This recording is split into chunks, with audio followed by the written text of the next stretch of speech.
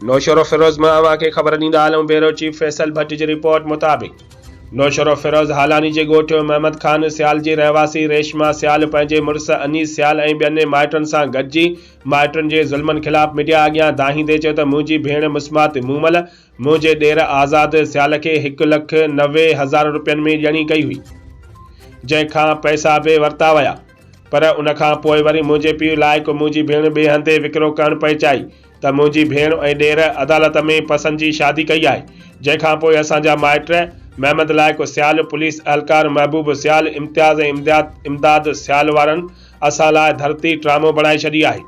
हुन चयो त जवाबदारनि असांजे घर ते कब्ज़ो करे वरितो आहे ऐं ॿकरियूं ऐं ॿियो क़ीमती सामान खणी विया आहिनि ऐं मूंखे मुड़ुस अनीस खां तलाक वठण लाइ ज़ोर भरे रहिया आहिनि, पर मां मुड़ुस खां तलाक वठणु नथी चाहियां।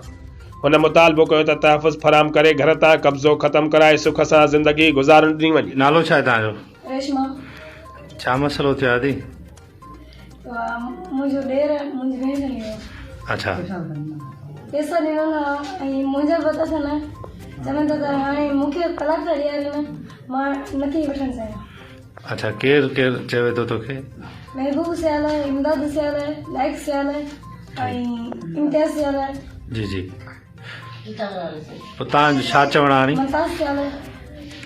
मुंहिंजो चवणु इहो आहे मां तलाक न वठंदमि ऐं असांखे इंसाफ़ खपे। घर बि नथा अचनि ॾियनि ऐं कब्ज़ो करे वेठा आहिनि, मुंहिंजे सहुरे खे धका या अथनि। जे हुते रहूं था हुते रहण नथा ॾियनि, रहण वारनि ते बि हमला था कनि, सरकारी हथियार खणी ऐं असांजे घरनि जे मथां फेर था कनि। तव्हांखे छा तहफ़ुज़ खपे? तहफ़ुज़ खपे। माल मथां असांजी हर शइ खणी आहिनि, असां घरु निकिरी कोन था सघूं। ठीकु आहे।